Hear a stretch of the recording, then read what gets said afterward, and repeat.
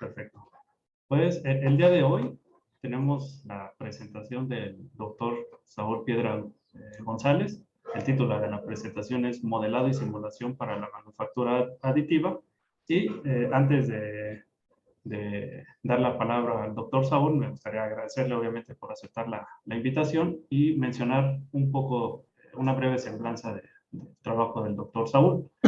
El doctor Saúl se graduó de la carrera de Ingeniería Electromecánica en el Instituto Tecnológico de Zacatepec. Posteriormente realizó estudios de maestría y doctorado en el Instituto de Energías Renovables de la UNAM, en donde desarrolló códigos computacionales para el estudio de flujos multifásicos mediante métodos de fronteras inmersas. Durante sus estudios realizó una estancia de investigación en el Departamento de Ingeniería Mecánica y Aeroespacial de la Universidad de Notre Dame, en donde desarrolló habilidades en programación de códigos de dinámica de fluidos computacional paralelizados masivamente. Posteriormente realizó una estancia postdoctoral en el Centro de Investigación en Ciencias de la Universidad Autónoma del Estado de Morelos, en temas relacionados con simulación de flujos magnetohidrodinámicos. De 2016 a la fecha, el doctor Piedra se encuentra adscrito a la Dirección Adjunta del Sector Aeronáutico del CIDESI, Centro Nacional de Tecnologías Aeronáuticas, como catedrático CONACYT, desarrolla trabajos en líneas de aerodinámica, flujos multifásicos, procesos de manufactura avanzada y muchas otras cosas, muchos otros temas que hemos tenido la posibilidad de seguir el trabajo dentro de la Dirección de Tecnologías Estratégicas y Posgrado del CIDESI. Ha publicado 18 artículos en revistas científicas, ha participado en conferencias nacionales e internacionales y pertenece al SNIGIS. Sin duda va a ser una plática muy interesante. Pues muchas gracias, Saúl, y cuando gustes empezar. Gracias, muchas gracias, Mitch, por la presentación. Gracias. Me da gusto ver a todos los colegas con los que he colaborado o sigo colaborando aquí desde CIDESI, ¿no? Entonces, hoy les voy a hablar de algunas cosas que hago aquí en CIDESI que tienen que ver con la parte de fabricación aditiva. ¿Me confirman que sí ya ven mi pantalla, por favor? Sí. Pues perfecto. Entonces, una de las líneas que he estado trabajando recientemente, de hecho, es la parte de procesos de fabricación aditiva desde un punto de vista de modelado y simulación. Esto, por supuesto, en colaboración de otros dos colegas, que es el doctor James Pérez y el doctor Arturo Gómez. Todos somos catedráticos CONACYT, ahora investigadores por México, dentro de esta Dirección de Tecnologías Estratégicas y Posgrado. Básicamente les voy a presentar 3 ejemplos de modelado o simulación simulación para la manufactura aditiva desde un punto de vista mesoscópico. Y bueno, déjenme empezar comentando pues cómo es el flujo de trabajo para realizar una parte por manufactura aditiva, ¿no? Tenemos la etapa de diseño, ¿no? En donde básicamente pues se desarrolla de alguna manera un modelo CAD de la parte que nos interesa. Después hay una etapa de preparación. Esta etapa de preparación consiste en casi todos los casos, en casi todas las tecnologías, en hacer en partir en capas la pieza que se va a conformar, porque precisamente casi todas las técnicas de fabricación aditiva van adicionando el material capa por capa. Una vez preparado esos cortes en capas, se pasa a una de las tecnologías de impresión, en este caso la figura que ven aquí. Déjenme poner el puntero láser. La figura que se ve aquí es de manufactura por energía directa, ¿no? Por un láser, y se va conformando la pieza, ¿no? En particular esta tecnología se llama cama de polvos. Vamos a comentar un poco más. Las piezas, una vez fabricadas, pasan casi siempre por una etapa de postprocesamiento para quitar algunas imperfecciones y sobre todo para quitar los soportes, dependiendo de si la geometría es compleja, los soportes que se requieren para poder manufacturar esta pieza. Una vez que se hace eso, pues tenemos la parte terminada. Y pues de las grandes ventajas que tiene esta tecnología, pues es que geometrías que se pensaban imposible con maquinados convencionales, pues se pueden realizar. Sin embargo, pues siendo una tecnología pues más o menos reciente, todavía tiene bastantes áreas de oportunidad en términos de investigación y desarrollo para poder controlar y mejorar por ejemplo, las propiedades mecánicas de las piezas que se realizan, las tolerancias geométricas, ¿no? El postprocesamiento, reducir el postprocesamiento, es algo que queremos hacer porque es trabajo extra que se requiere.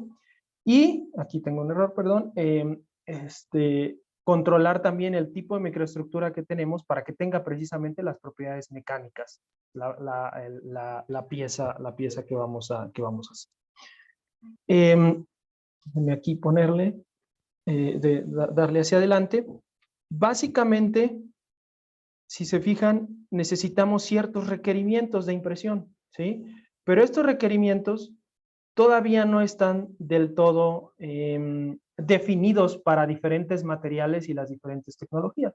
Es decir, necesitamos desarrollar mapas de proceso que nos permitan encontrar cómo se debe de hacer la impresión como función de los parámetros pues, del equipo que estamos utilizando y del material que vamos a imprimir, material que vamos a utilizar para imprimir. Ahora bien, según la ASTM, existen 7 familias de tecnologías de fabricación aditiva. Tenemos la parte de extrusión de material, que pues es como lo hacen las impresoras de plástico que conocemos, ¿no? Y que se pueden comprar ahí en el mercado libre a precio muy barato. Tenemos la parte de fotopolimerización con resinas, ¿no? Que también ya son bastante baratas, se pueden conseguir a un buen precio. Tenemos la parte de material jetting, tenemos el binder jetting, tenemos cama de polvos, deposición por energía directa y por laminados, ¿no? En particular, aquí en CIDESI nosotros estamos bastante interesados en la parte de extrusión, fotopolimerización, cama de polvos y de energía, de deposición por energía directa. ¿Por qué? Bueno, porque son los equipos justamente con los que contamos, ¿no? Entonces necesitamos caracterizar los procesos de impresión y precisamente una de las herramientas que vamos a tratar de utilizar es la simulación de estos procesos para poder ayudarnos a caracterizarlos y hacer menos experimentación de la que nos llevaría a hacerlo a prueba y error, ¿no? Entonces, hoy en estos 3 ejemplos que les voy a mostrar, vamos a comentar un poco más a detalle de la tecnología de extrusión de material y de la tecnología de cama de polvos, ¿sí? Si hay alguna plática después, quizás podamos comentar los avances que hemos tenido también en esta de deposición por energía directa, que es algo que lo están llevando algunos otros colegas, pero que se relaciona con los modelos que les voy a mostrar. Entonces, aquí hay algunos videos, ¿no? Quise poner algunos videos. Esta es la tecnología, se llama laser cladding, es una de las formas de deposición por energía directa. Si se fijan, aquí hay un brazo robótico pues, que se está moviendo, y aquí hay una boquilla que está aventando polvo, ¿no? Está un chorro de polvo. Ese polvo, bueno, en medio hay un láser, ¿no? Ese polvo láser, y es la manera en que va adicionando capa por capa pues esta pieza que se va formando en el sustrato que vemos aquí abajo, ¿sí? Esa es una de las tecnologías que se tienen. Al final del día, pues se pueden consolidar partes, como por ejemplo esta que veíamos aquí,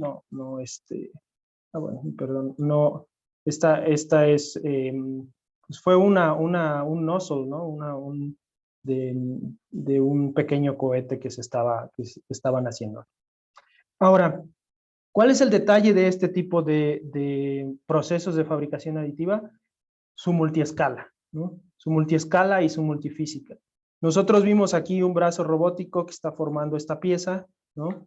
Pero si vemos el detalle, ¿no?, de cómo se está formando, aquí podemos ver la boquilla, cómo está emitiendo el polvo. Ajá.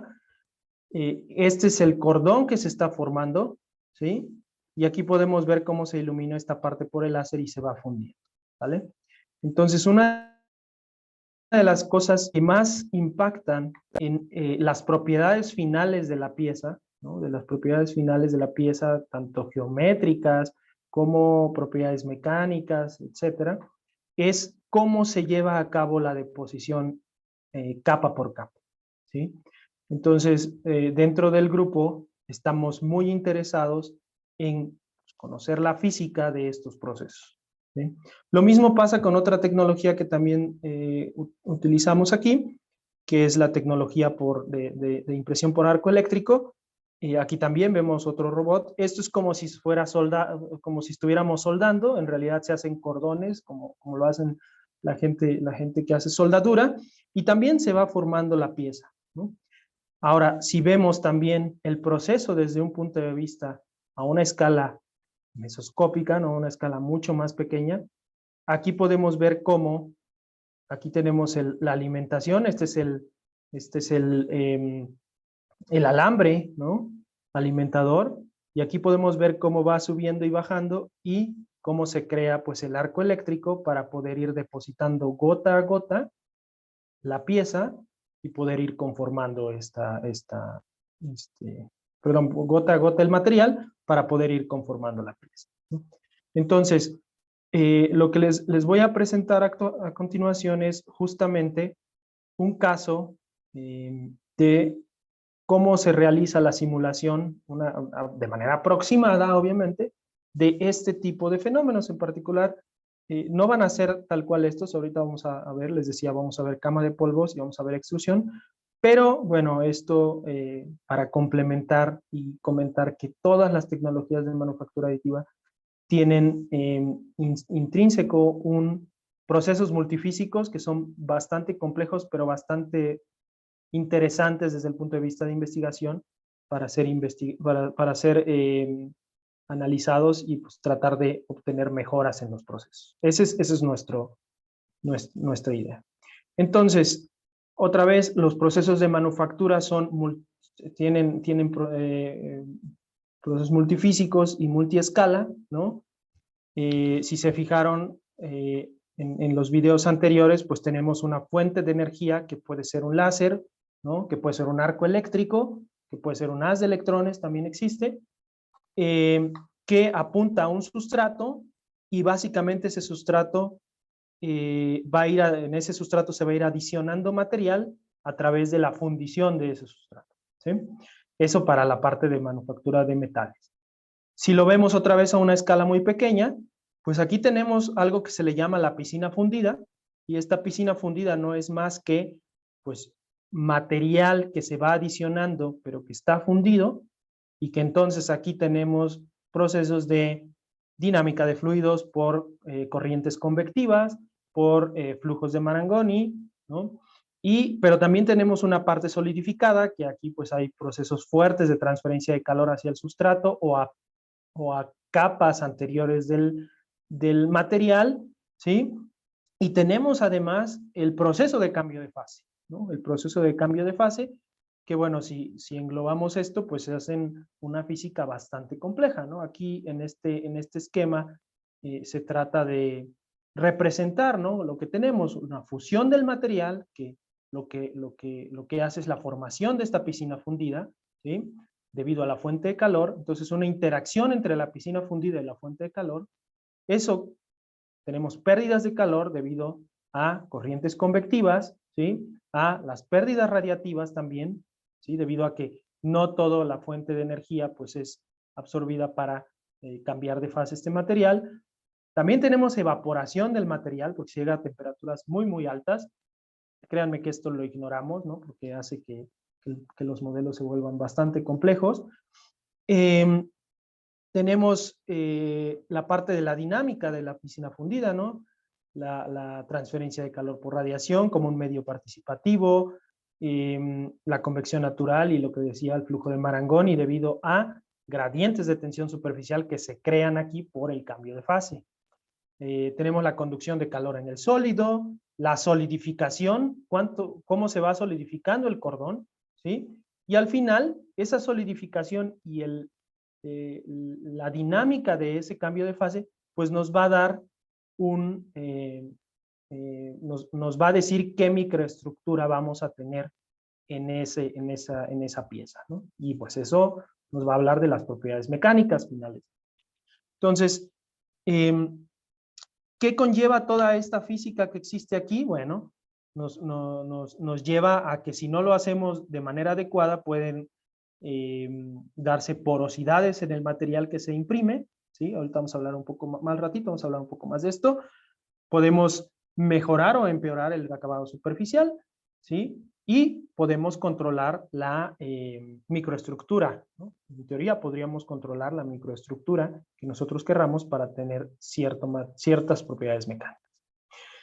Entonces, déjenme hablarles primero de un caso que hicimos del proceso de extrusión, ¿no? Aquí está otra vez.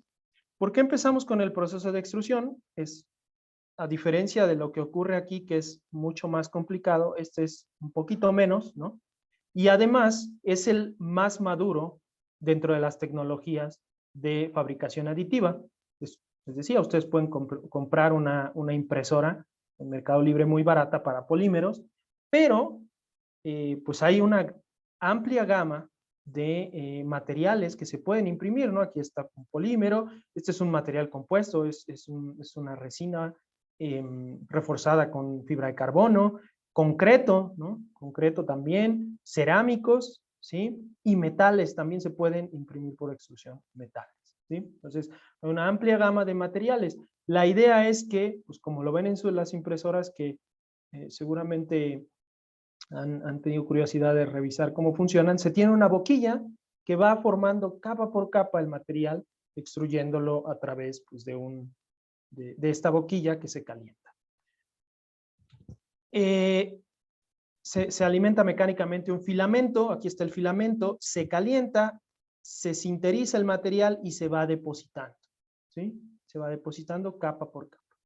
Actualmente, bueno, hasta hace unos años, esta tecnología se utilizaba para prototipado rápido. Entonces tú querías ver una pieza en física sin que fuera funcional y la imprimías para prototipado rápido. Sin embargo, la tecnología ha madurado y nos permite ya imprimir materiales que son estructurales, que pueden funcionar como partes finales, ¿no? Entonces ya podemos imprimir, por ejemplo, cosas como ABS, ¿no?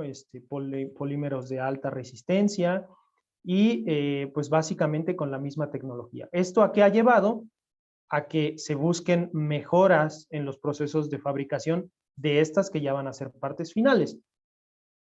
Una de las ventajas de esta tecnología es que minimiza el desperdicio de material, ¿no? Se hace capa por capa, lo único que se desperdicia es los soportes que necesitas para formar la pieza, permite hacer piezas muy complejas, y bueno, el acabado sí es rugoso y además, debido a que se hace capa por capa y se sinteriza solamente el material, realmente hay una isotropía en la dirección de donde se forma capa por capa. Entonces, lo primero que quisimos hacer fue modelar este tipo de proceso. Ya existe en la literatura, ¿no? No somos ni los primeros ni vamos a ser los últimos que lo hagamos. Existen, ¿no? Por ejemplo, son recientes, son trabajos recientes, porque insisto, al antes solamente ser para prototipado rápido, no había un interés de, pues, optimizar este tipo de procesos. Ahora que se hacen para componentes finales, pues sí hay un interés, ¿no? Sí hay un interés de que quede lo mejor posible y lo más funcional posible las partes que se hacen. Entonces, por ejemplo, estos autores, ¿no? Lo hicieron en ANSYS, aquí ven cómo es la extrusión por esta boquilla. Muchas consideraciones, ¿no? Es isotérmico, es decir, no contemplan el hecho de que el polímero se esté calentando, es decir, el polímero no se solidifica tampoco, ¿no? O sea, no existe un cambio de fase, simplemente inyectan el polímero sobre el material.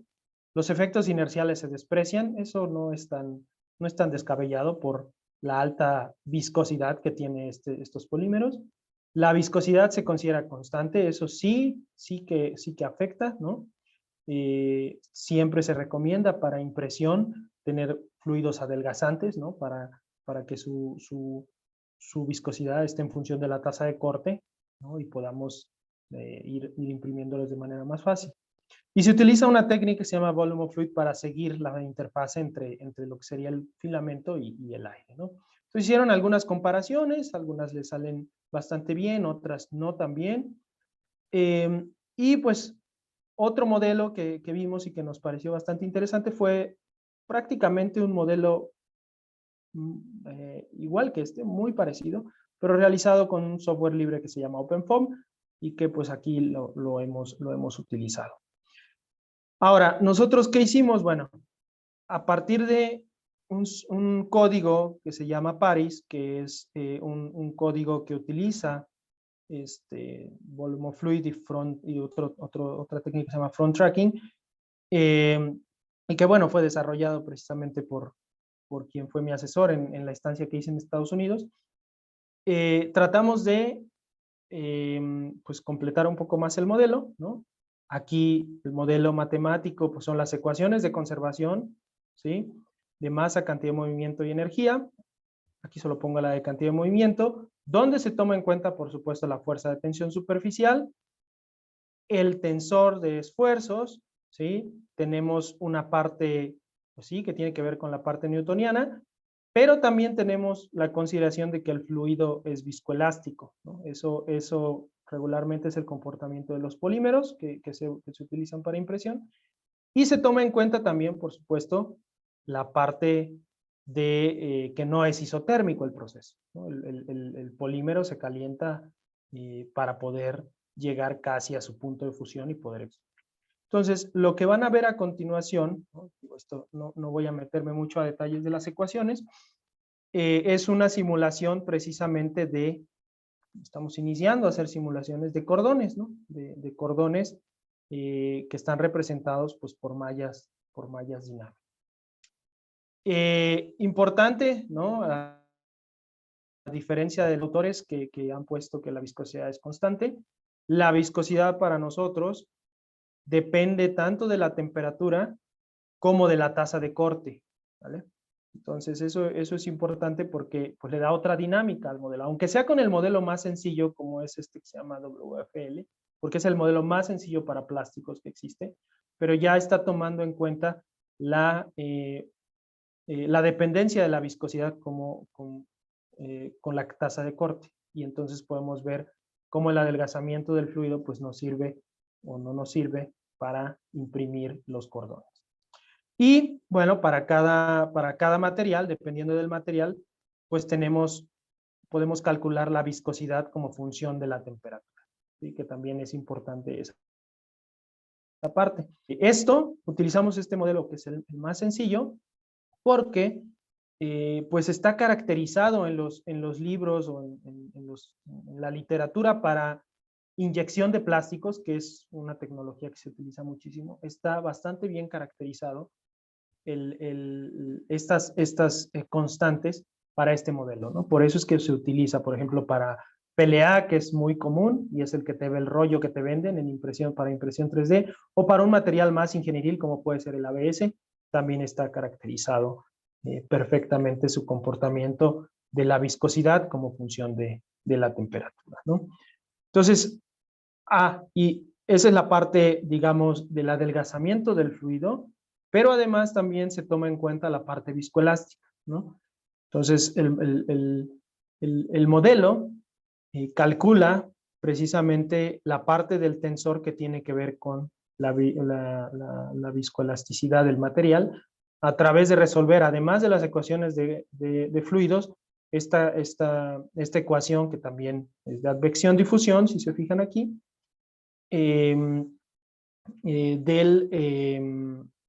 para el tensor de conformación del material. Entonces aquí lo difícil es encontrar el tiempo de relajación para los diferentes materiales, ¿no? Y es algo que, por ejemplo, estamos empezando a ver algo de concreto y hay colegas que están haciendo la caracterización reológica de este fluido para poder alimentar adecuadamente las simulaciones en su momento, ¿no?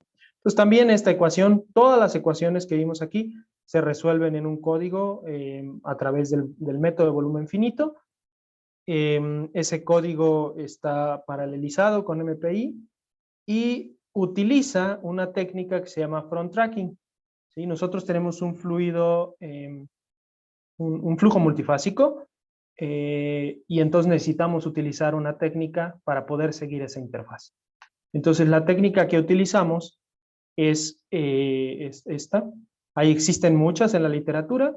Por ejemplo, casi todos los softwares comerciales tienen Volmo Fluid, COMSOL, por ejemplo, tiene implementado Level Set, y bueno, hay muchísimas más, ¿no? La ventaja de esto es que solo se resuelve un sistema de ecuaciones de conservación, a pesar de que tenga varios fluidos, porque estamos identificando el fluido a través de funciones pues, no quiero decir una función que se llama I, que es precisamente el campo de identificación entre un fluido y otro. Y la interfase la representamos como una delta de Dirac.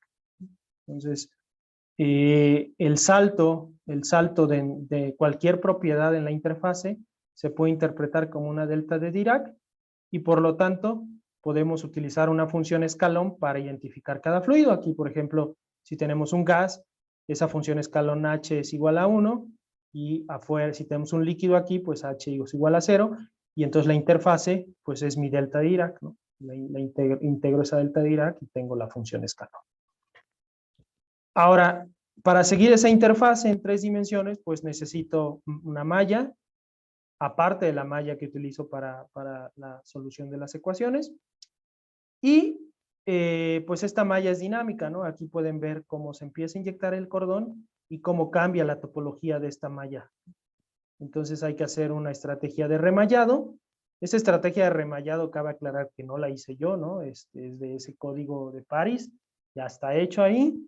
Entonces, tomamos la ventaja de esa parte, porque pues es un trabajo bastante complejo de agregar elementos, borrar elementos o rehacer elementos, de tal manera que la tensión superficial y el flujo de calor en la interfase se calcule de manera correcta. Aquí ya les voy a mostrar algunos resultados, ¿no? Esta es la impresión de un cordón. Aquí pueden ver cómo va cambiando esta malla que les comentaba, ¿sí? Esta sería la impresión de un cordón. Cosas que podemos empezar a ver, pues son las secciones transversales de ese cordón, así como lo veíamos en los artículos. Hicimos las simulaciones exactamente con los mismos parámetros que hicieron estos autores, y pues podemos ver que nos dan bastante parecidos los resultados en cuanto a la forma y el área transversal de estos cordones, ¿no? Ya hicimos algunos experimentos propios para precisamente validar nuestro código con las condiciones que nosotros queremos, ¿no? Con la máquina, con las impresoras que se tienen aquí. Se está haciendo ahorita el procesamiento de imágenes para poder comparar directamente y de manera más cuantitativa, ¿no? este tipo de cosas. Como les decía, pues esto no es un proceso isotérmico, ¿no? Aquí se puede ver cómo va perdiendo calor el polímero y cómo se va solidificando, que eso es algo que no tomaban en cuenta los autores anteriores, ¿no? Entonces aquí, por ejemplo, ya vemos 2 cordones, ¿no? Uno encima del otro, y cómo es una cosa muy importante es ver cómo se deforma las capas de abajo, ¿sí? Debido a que todavía no se solidifica bien a la hora de que se imprime. Entonces eso te podría dar pautas para ver, por ejemplo, la adhesión entre cordones, cómo es la adhesión entre cordones, el área que están tocándose al final de esa deformación. Te puede decir el tiempo que puedes esperar para que haya una mejor adhesión entre cordones y entonces la anisotropía que se tiene sea menor en las partes, ¿sí? Y empezar a hacer algunos ajustes en la impresión para poder mejorar las propiedades de las partes finales, ¿no? Aquí es justo esto es lo que vemos, ¿no? Cómo es el área de contacto entre los diferentes cordones, cómo es la deformación y el intercambio de temperatura, ¿no? Esta parte, por ejemplo, de la capa de abajo se vuelve a fundir, ¿no? Se vuelve a sinterizar, no llega a la fusión, ¿no? Se sinteriza, y entonces, pues es lo que genera la adhesión entre esos cordones.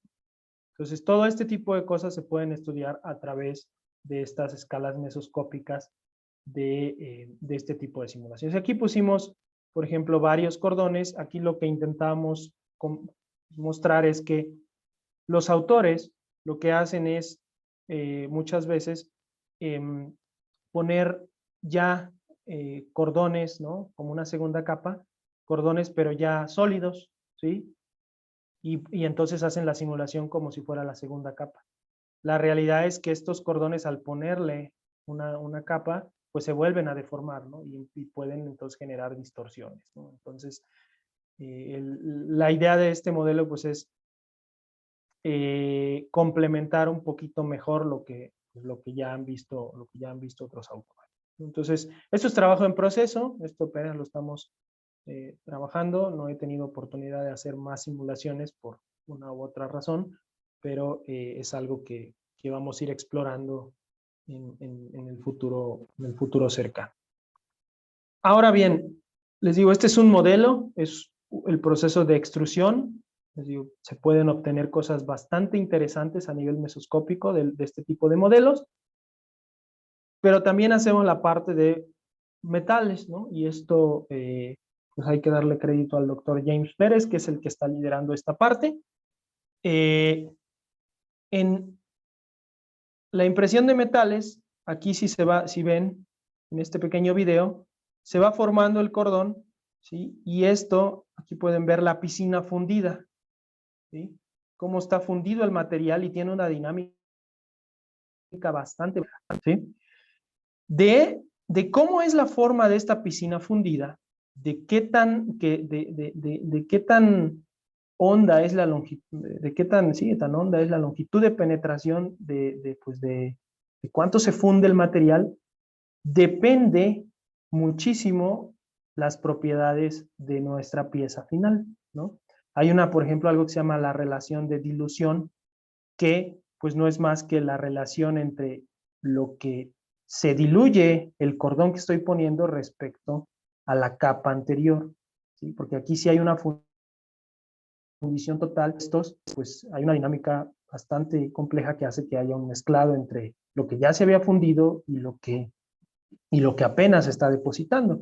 Entonces, los colegas que hacen experimentación necesitan calcular cuál es la relación de dilución óptima para el material que se está utilizando, para la tecnología que van a hacer, ¿no? Entonces, esto, por supuesto que lo podemos ver a partir de la topología de la piscina fundida haciendo simulaciones numéricas.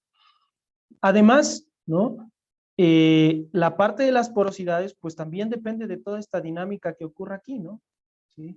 Y eso puede generar porosidades, ¿sí? Toda esta dinámica puede generar porosidades. Y existen porosidades de diferente naturaleza. Todo eso, uno de los parámetros más importantes es lo que se llama la densidad global de energía, que es prácticamente la potencia del láser que yo estoy poniendo, ¿sí? Entonces yo debo de conocer también a qué potencia de láser voy a poner para que haya una relación de dilución correcta, pero además no provoque porosidades. Y como estos parámetros, existen una decena de parámetros para cada una de las tecnologías. Y bueno, eso es lo que estamos intentando explorar, o lo que vamos a intentar explorar a través de hacer un modelo a esta escala de la piscina fundida. Primero, conocer la topología para ver precisamente estas relaciones de dilución. Esto va empezando. Una primera aproximación muy rápida, me lo voy a pasar muy rápido, es hacer únicamente la parte de la transferencia de calor, ¿no? Con propiedades, por supuesto, que dependen del tiempo. Esto es una simulación muy simple, es una distribución radiativa gaussiana y que se mueve a través de un sustrato, ¿no? De un sustrato en donde hay un cordón ya puesto, y entonces queremos ver cómo es la transferencia de calor, ¿sí? Para ver precisamente cuánta energía está recibiendo el sustrato debido a, debido a la fuente de calor.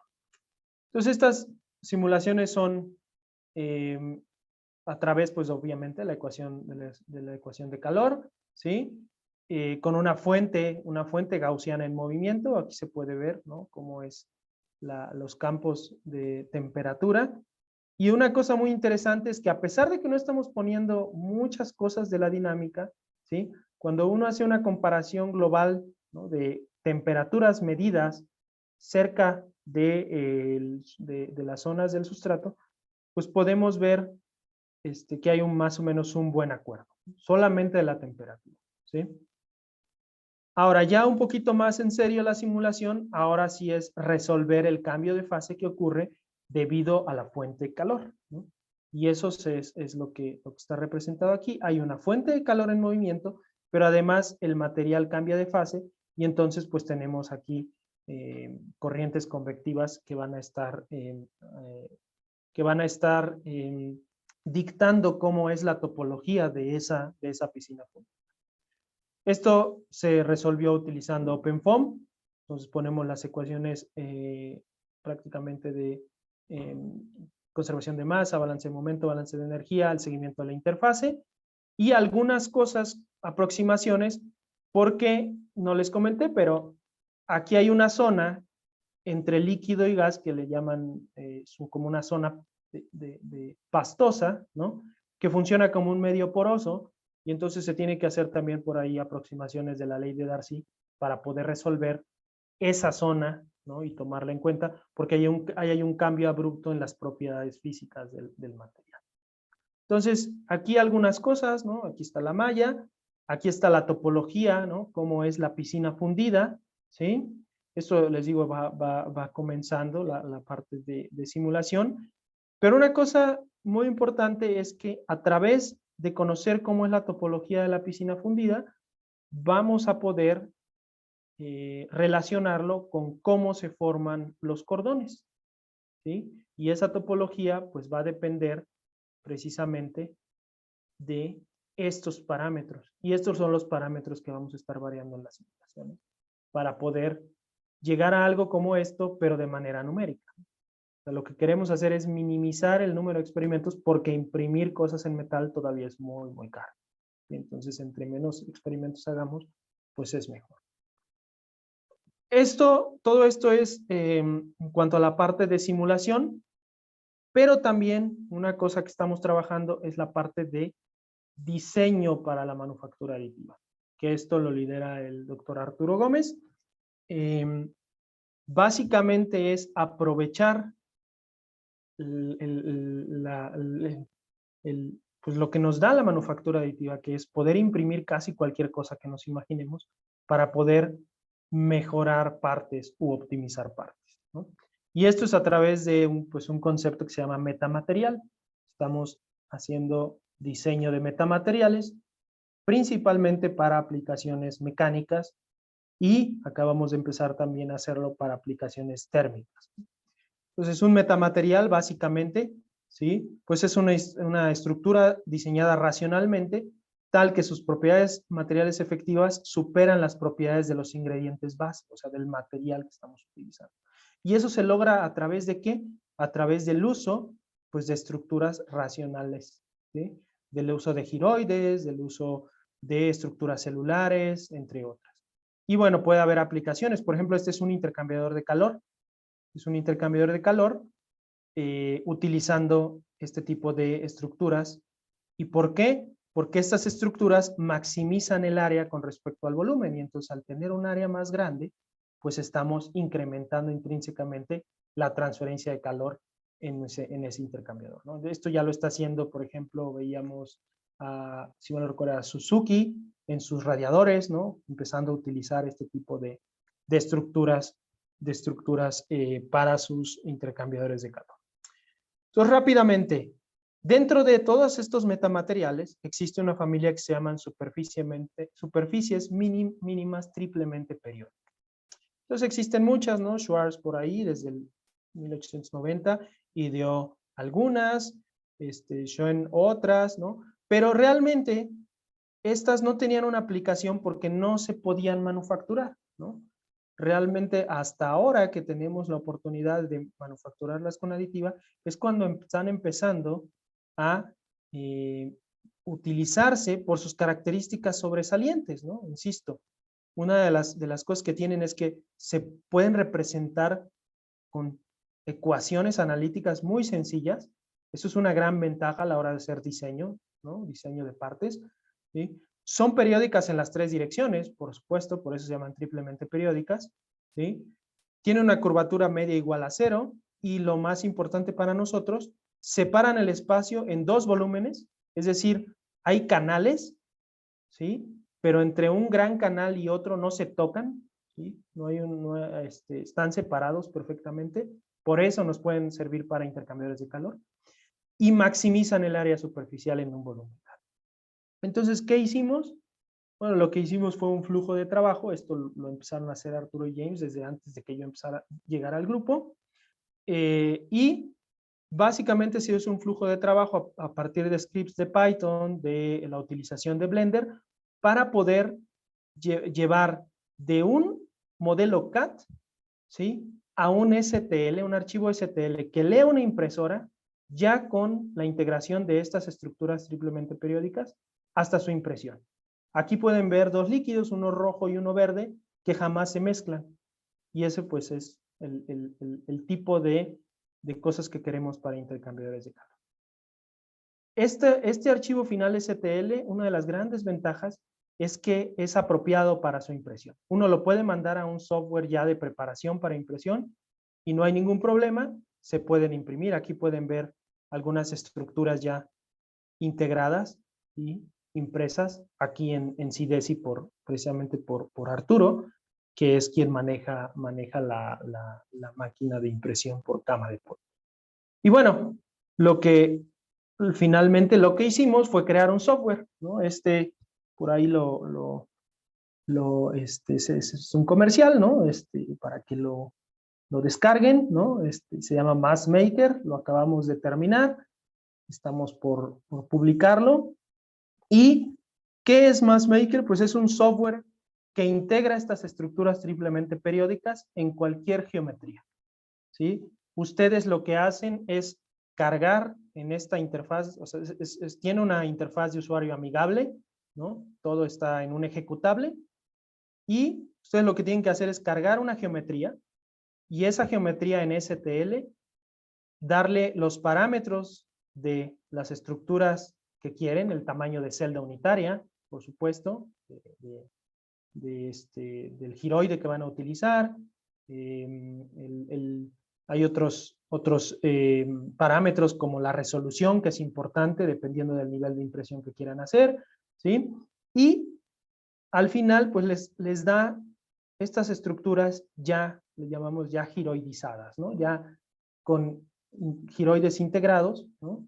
Y podemos imprimirlas, ¿no? Les decía, una de las grandes ventajas que le vimos es que los modelos que salen son apropiados para impresión, ¿no? Entonces, lo podemos utilizar como una herramienta para la exploración de metamateriales, ¿no? Eso es lo que queremos hacer. Explorar metamateriales y que otros grupos puedan, sin quebrarse la cabeza de todo lo que hicimos aquí, ¿no? De todo este flujo de trabajo, pues que utilicen este software para poder hacer el estudio de este tipo de metamateriales para la aplicación que quieran. Por aquí está el repositorio de GitHub, ¿no? Ya está público, e insisto, es un ejecutable que pueden descargar y explorar. Bueno, como comentarios finales, para terminar, pues si se fijan, el interés del grupo, ¿no? En realidad es llevar desde la parte de diseño, integrar la parte de simulación para mejorar los procesos de manufactura y terminar con la manufactura de partes finales a través de técnicas de aditivo. Para eso lo que estamos haciendo es desarrollar modelos para diferentes tecnologías, ¿no? Estamos con extrusión, estamos con cama de polvos.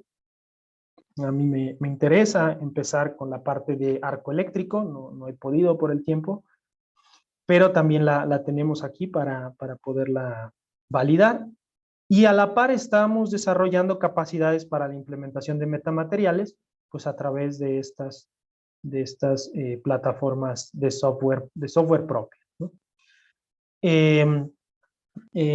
esta plataforma de software nos está sirviendo para un estudio desde el punto de vista mecánico, ¿no? De este tipo de metamateriales y desde el punto de vista de transferencia de calor, es decir, para implementarlo en lo que le llaman intercambiadores de calor con geometría no convencional, que están muy de moda en las empresas que hacen radiadores, que hacen evaporadores, etcétera, etcétera. ¿Sí? Entonces, con eso quisiera terminar. Por aquí les dejo mi correo y pues será un gusto. Si tienen comentarios, preguntas, adelante. Muchas gracias, es bastante interesante la plática. No sé si hay alguno de ustedes que quiera preguntar, con mucho gusto puede levantar la mano o abrir su micrófono.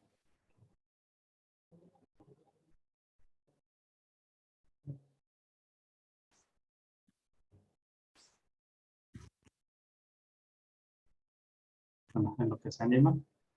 ¿Qué materiales son los que pueden imprimir? Materiales, metales. Metales, acero, dependiendo de la técnica, ¿no? Por ejemplo, con cama de polvo se ha impreso acero, aluminio, titanio. Ajá. Con arco eléctrico, acero y se está empezando a hacer titanio. El aluminio es un poco... aluminio también, de hecho es la tesis de doctorado de Arturo, que es el experto ahí en arco eléctrico, es con aluminio. Pues básicamente, ¿no? En cladding también, ¿no? Los mismos, ¿no? El láser, el que avienta polvo, ¿no? El láser cladding. Entonces, sí, básicamente acero, aluminio, titanio son los que más se han estado utilizando. Inconel, ¿no? También, que es una superaleación de base níquel, también lo han hecho con láser cladding. Gracias. Adelante, Alberto. Hola, Saúl. Impresionante la plática, gracias. Gracias, Alberto. Oye, ya sabes, la pregunta obvia de mi parte. ¿Han estudiado el efecto de un campo magnético? Sé que hay grupos que están trabajando en el efecto del campo magnético en fundiciones. En este caso, se conoce que para el crecimiento de cristales el campo magnético puede tener un efecto. En la formación de este tipo de impresiones, ¿hay alguna contribución buena o mala de un campo magnético? Sí la hay. De hecho, como lo señalas, ¿no? Yo lo vi para arco eléctrico, ese es uno de mis intereses en arco eléctrico. Aquí veíamos el robot, ¿no? A ver si puedo irme hasta el video. Perdón, que tenga... Aquí.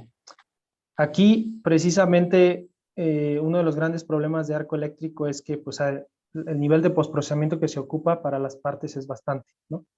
Que queda una preforma, por decirlo así. Entonces la gente sí, y bueno, otra es que es la tecnología más fría, ¿no? Y eso ayuda para que contribuyan los campos magnéticos, porque si es muy, muy alta, pues no habría un efecto MHD tan grande, ¿no? Y sí han puesto imanes, han puesto campos magnéticos o electroimanes y han visto que mejora porque precisamente atenúas la convección, atenúas las corrientes de Marangoni y mejoras la calidad superficial, ¿sí? Eso es algo que por ahí en algún momento le planteé a Aldo, que a ver si estudiábamos, ¿no? Ese tipo de cosas, ¿no? Porque sí, yo creo que hay un nicho de oportunidad ahí, ¿no? De ver cómo los campos magnéticos pueden mejorar la topología final de la rugosidad, por ejemplo, final de las partes. Gracias. Igual luego te comparto unos artículos que encontré para que lo veas. Estaría genial, gracias. Sí. Gracias, Sentry, Arleti y José. Sí, gracias, doctor. Estuvo muy interesante su charla y felicidades por el software que desarrollaron. Bueno, mi duda es un poco encaminada hacia las propiedades mecánicas que llegan a obtener de las impresiones pues de metal, de las imágenes que nos muestra pues casi en sus últimas diapositivas. Ujú. que dice que las propiedades mecánicas pues son muy similares o a veces pues mejoran lo que sería pues un metal completamente sólido, si es que entendí bien. Ujú. O sea, además de hacer la simulación, de hacer la impresión, también estudian toda esta parte de las propiedades mecánicas.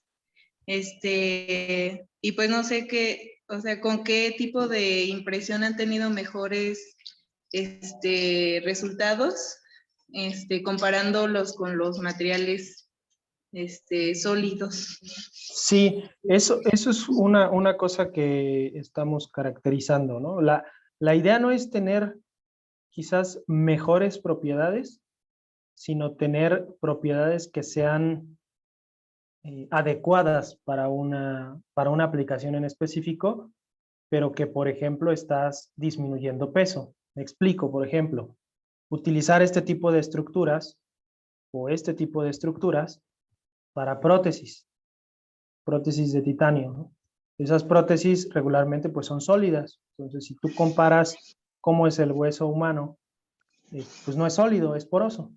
Entonces, tú con estas estructuras le podrías dar esa porosidad al hueso, incluso gradada, ¿no? Porque el hueso es más poroso en algunas zonas y en otras no. Eso es algo que está trabajando Arturo. Pero te digo, no es tanto mejorar las propiedades, porque no vas a mejorar las propiedades del material, pero sí para adecuarlos a ciertas aplicaciones que requieren este tipo de cosas. Lo que sí se ha encontrado, y eso lo trabaja un grupo en el TEC de Monterrey, aquí en Querétaro, es que puedes encontrar propiedades raras, ¿no? Que no te esperarías en un material, ¿no? Y eso es algo que encuentras ahí en la literatura. Para los metamateriales, por ejemplo, tener relaciones de Poisson negativas, ¿no? En un metamaterial, ¿no? Entonces eso es algo que pues en ningún material te va a dar. La única forma es haciéndolo a través de este tipo de estructuras. Ajá. Es algo que yo no trabajo, pero sí lo trabaja aquí otro grupo, ¿no? Que mi tarea, digamos, es la parte de simulación, la parte un poquito de diseño, y pues hay un grupo más, ¿no? Sí, gracias. Y bueno, nada más otra pequeña duda. ¿Cuánto tiempo aproximado se tarda en hacer pues en hacer una impresión, por ejemplo, de esta imagen que está mostrando de medio? Sí, depende. Depende la tecnología que uses, depende el material, pues depende los parámetros de impresión que le pongas, ¿no? El tamaño de la capa, etcétera, etcétera. Es muy tardado, ¿no? Si dijeras, por ejemplo, con cama de polvos, es muy tardado, estás hablando de horas, ¿no? Si piensas en algo como el laser cladding es un poquito más rápido, el CMT es más rápido, pero conforme vas haciéndolo más rápido, pues la precisión se va perdiendo. Entonces sí es tardado, o sea, sí actualmente todavía es tardado hacer impresión de metales. Uh-huh. Sí son Gracias. orden de horas. Uh-huh. Bien. Gracias. ¿Puedo, Michelle? Sí, adelante. Doctor Piedra, gracias por la charla, muy interesante. Yo quiero preguntarle qué polímeros han probado y cuáles son las propiedades de estos materiales que se toman en cuenta para la selección. Sí, eso, digo, seguramente los colegas que hacen las impresiones lo saben mejor, pero por aquí ponía una imagen, ¿no? Han impreso pues con PLA, con ABS, pero digamos, eh, la parte la parte que más nos interesa ahorita, por ejemplo, es la parte de polímeros reforzados, ¿no? Con fibras de carbono, con fibras de vidrio, la parte de cerámicos, ¿no? Hay un grupo muy fuerte aquí de biocerámicos que están utilizando para aplicaciones médicas, la parte de concretos, que es un cerámico también, ¿no?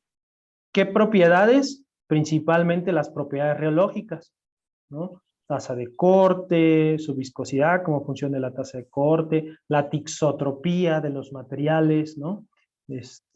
Son básicamente lo que se utiliza. De hecho, hay artículos de revisión bien interesantes que te dicen cómo deben de ser las propiedades del fluido para que sea extruible, por ejemplo. Ajá. Y entonces ahí te dice que en qué parámetros, entre qué parámetros debe de estar para que sea extruible tu polímero o tu cerámico, dependiendo del material que estés utilizando. Te da como hints para que digas, este material puede ser imprimible. Algo que estamos tratando de hacer con la simulación es precisamente eso, ¿no? Al utilizar las propiedades, pues es imprimible, se forman bien los cordones, no se forman bien los cordones, pues es eso. Ok, muchas gracias. Adelante, José. ¿Qué tal, Saúl?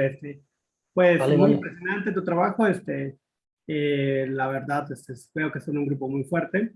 Yo te quisiera preguntar un poquito más sobre la cuestión como teórica. O sea, cómo llegar a establecer las propiedades resultantes de un material compuesto. O sea, la resistencia, por ejemplo, efectiva de un material, bueno, no laminado, sino por cilindros, porque, bueno, y cilindros deformados. ¿Cómo teóricamente se puede estimar la forma final? O sea, incluso en el caso pues, de los metamateriales, ¿cómo puedes trabajar hacia llegar a establecer la conductividad térmica efectiva? O sea, si pensamos en modelos de resistencia, si pensamos en el trabajo, en las ecuaciones de transferencia de calor junto con las ecuaciones de la superficie. O sea, porque en cierta manera hay mucha discusión que podemos tener debido a la variedad de los métodos, bueno, por ejemplo, de los métodos de simulación multifásicos, si es más apropiado o no una región blanda o más apropiado una interfaz. ¿Qué tanto es como el camino hacia la teoría? Sí, respecto, por ejemplo, a esto de extrusión, hay unos trabajos muy buenos ahorita los puedo compartir, una investigadora es inglesa, me parece, en donde justamente su idea dice no vamos a hacer simulaciones numéricas, vamos a hacer modelos teóricos a partir de los cuales yo pueda decir cómo se van a deformar los cordones en función pues de toda la física que ocurre. Obviamente son simplificados, pero pues les sirven, ¿no? Les sirven hasta cierto punto. Entonces sí existen modelos analíticos, hay modelos analíticos para simplemente la sinterización del polímero, ¿no? Y bueno, yo no me he metido a esa parte, ¿no?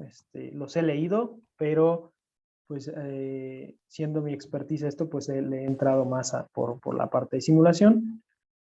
Respecto a lo que comentas de las propiedades efectivas ya de las partes, eso es todo un tema, ¿no? Por ejemplo, en metales no es tanto un tema porque se hace un tratamiento térmico después, entonces todas las anisotropías, digamos, en una pieza metálica, después de que se imprime y se le da un tratamiento térmico, esas anisotropías provocadas por la capa por capa se minimizan y entonces prácticamente tienes propiedades de un metal. Las propiedades de un metal. Pero en la parte de los polímeros sí es todo un tema, ¿no? Las propiedades mecánicas. Si se fijan aquí es capa por capa. Entonces, si tú mides, por ejemplo, si tú pones a tensión esto, pues lo vas a romper, ¿no? Si le pones aquí atención en esta dirección, lo vas a romper muy fácil. ¿Por qué? Pues porque tienes esa anisotropía. Entonces, es todo un tema de cómo se imprime. ¿Cómo se minimiza esto? Pues le das la orientación donde vas a tener menos cargas, ¿no? Formas el material donde vas a tener menos cargas. Es lo que regularmente se hace. A las resinas, por ejemplo, a las resinas se les puede dar un postcurado también, a las que se hacen por resina, para mejorar también, minimizar esas anisotropías, ¿no? De la parte de cómo se calculan esas propiedades, pues aquí lo hacemos a través de experimentación, ¿no? Máquinas universales se prueban a tensión, a compresión, a flexión los materiales y entonces puedes obtener las propiedades mecánicas como si fuera, pues digo, en diferentes direcciones, ¿no? Como si fuera un material compuesto. Teóricamente no sé cómo se hace. No, sí, es es un tema bastante complejo. Sí, sí, sí. ¿Alguna otra pregunta?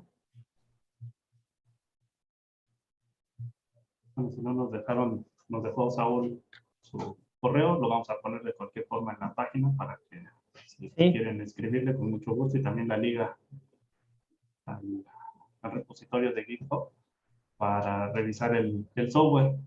Y si no hay alguna otra pregunta, pues nuevamente te agradecemos, Saúl. Esperemos verte pronto por aquí. Seguro el siguiente semestre te darás una vuelta y ya te llenaremos de más preguntas. Vale, pues muchas gracias a todos. Gracias por la invitación y pues ahí estamos a la orden.